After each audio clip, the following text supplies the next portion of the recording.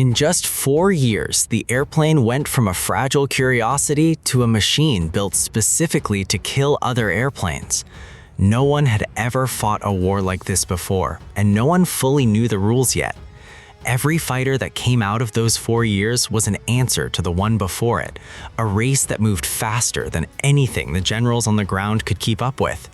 Here is how that race unfolded, one aircraft at a time. Morane-Saulnier N. Before dedicated fighters existed, this small French monoplane pointed the way forward. It first flew in 1913 as a racing design, but the war gave it a new purpose. Pilots wanted to fire a machine gun straight ahead through the spinning propeller, and the Morane-Saulnier N offered a crude solution: metal deflector wedges bolted to the blades to knock aside any bullets that struck them. It was fast for its time and pleasant to fly, though its narrow fuselage earned it the nickname Bullet. The idea behind it, more than the aircraft itself, changed the direction of aerial combat. Fokker Eindecker. Once the deflector concept reached German engineers, Anthony Fokker refined it into something far more elegant, a true synchronization gear that timed the machine gun to fire between the propeller blades rather than through them. Mounted on this single-wing aircraft, the system gave German pilots a sudden and serious advantage. For several months in late 1915 and early 1916, Allied airmen faced losses so heavy that pilots began calling the period the Fokker Scourge. The aircraft itself was not especially fast or agile, but the gun made all the difference, and it forced every other air force to catch up. Airco DH-II. Britain's answer to the Eindecker came in an unusual shape. Rather than solve the synchronization problem right away, designers simply moved the propeller behind the pilot, giving the gunner a clear forward line of fire. The DH-II was a pusher biplane, light and twitchy, demanding real skill to handle safely. Once pilots learned its habits, though, it proved highly maneuverable and helped break the German advantage over the Western Front. Squadrons flying it played a direct role in ending the worst of the Fokker Scourge by mid-1916. Nieuport 17. French engineers took a different path, building a small, sturdy biplane with a single-bay wing arrangement that kept weight down and response sharp. The Nieuport 17 handled beautifully in a turning fight and became a favorite among pilots on both sides of the conflict, since captured examples were sometimes flown by German aces as well. Its size made it easy to underestimate, but in the hands of a skilled flyer, it could outturn heavier machines with room to spare. Several well-known French and British aces built their reputations in its cockpit. Albatros D.III. By 1917, Germany needed something that could match the best Allied fighters in raw performance, and this aircraft delivered. It borrowed its wing layout loosely from the Nieuport, but paired it with a more powerful inline engine and a solidly built plywood fuselage. Diving speed and firepower were its strengths, letting pilots strike quickly and disengage before an opponent could react. The design wasn't without flaws. The lower wing occasionally suffered structural failures during hard dives. Even so, it became one of the defining fighters of what pilots later called Bloody April, a brutal stretch for Allied airmen over the Somme region. Sopwith Pup. Small, light, and forgiving, this British fighter earned a reputation as one of the most pleasant aircraft of the entire war to fly. It lacked the raw power of some German rivals, but its balance and gentle handling made it ideal for training new pilots as well as for combat. Many airmen later spoke of it fondly, contrasting its manners with the more demanding aircraft that followed. Its success also laid the groundwork for the more famous fighter that would carry the Sopwith name into legend. Sopwith triplane. Adding a third wing gave this aircraft exceptional lift and a remarkably tight turning radius, qualities that unsettled German pilots who first encountered it over the front in 1917. Though only a limited number were built and most saw service with the Royal Naval Air Service rather than the Army, its impact was disproportionate to its numbers. German designers took note, and the triplane layout briefly became fashionable across several manufacturers as a direct response to what British pilots were doing in the air. Fokker DR1.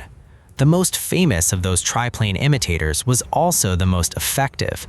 Compact and almost startlingly maneuverable, it could outturn nearly anything else in the sky, trading straight-line speed for the ability to twist and pivot in ways that caught opponents off guard. It became forever linked with Manfred von Richthofen, the Red Baron, who was flying one when he was killed in April 1918. Structural problems with the wings grounded early production runs, but once corrected, the aircraft became a symbol of German aerial skill in the war's final year. Sopwith Camel. Named for the hump-shaped fairing over its twin machine guns, this fighter is often credited with more aerial victories than any other Allied aircraft of the war. It was notoriously difficult to fly, with a tendency to snap into a violent spin if handled carelessly, largely due to the concentration of weight near the nose. That same instability, once mastered, made it devastatingly quick to turn in a fight. Pilots either loved it or feared it, and sometimes both at once, but its combat record speaks for itself. SE-5A. Where the Camel demanded constant attention, this Royal Aircraft Factory design offered speed, strength, and a far more forgiving nature. It was fast in a dive, sturdy enough to survive rough landings, and stable enough that pilots could aim carefully rather than fight the controls. Many top-scoring British aces preferred it precisely because it let them focus on tactics instead of wrestling the aircraft itself. Alongside the Camel, it formed one half of Britain's most effective fighter pairing in the later stages of the war. Bristol F-2 fighter. Two-seat fighters had a mixed reputation early in the war, often outmatched by nimble single-seaters. This aircraft changed that perception. Early tactics treated it like a traditional reconnaissance plane, flown defensively, and losses were heavy as a result. Once crews began flying it aggressively, using the forward gun offensively while the rear gunner covered their tail, it proved remarkably effective and adaptable. Its combination of speed, strength, and firepower kept it in frontline service well beyond the war's end. Falls D.III. Often overshadowed by the more celebrated Albatros and Fokker designs, this German fighter deserves more attention than it usually gets. Its narrow fuselage and strong wing structure gave it excellent diving characteristics and made it notably resistant to the structural failures that plagued some rivals. Pilots respected its sturdiness, even if it lacked the outright agility of lighter aircraft. It served widely on the Western Front, often flying alongside Albatros squadrons as a steady, dependable complement to flashier machines. Fokker D.VII. Widely regarded as the finest fighter Germany produced during the war, this biplane combined strong climbing performance with docile, predictable handling, even at low speeds where many contemporaries became dangerous. It could seem to hang in the air during a climbing turn, firing on an opponent who had no answer for the maneuver. Its reputation was so significant that the post-war Treaty of Versailles singled it out by name, demanding that all examples be surrendered to the Allies rather than left in German hands. SPAD XIII. France's answer to the demand for speed and structural strength arrived in this rugged fighter, built around a powerful Hispano-Suiza engine. It sacrificed some of the tight turning ability found in earlier French designs, but made up for it with a stable gun platform and the ability to dive hard without shedding its wings, a real concern with some rival aircraft. American squadrons flying alongside French forces also adopted it in large numbers.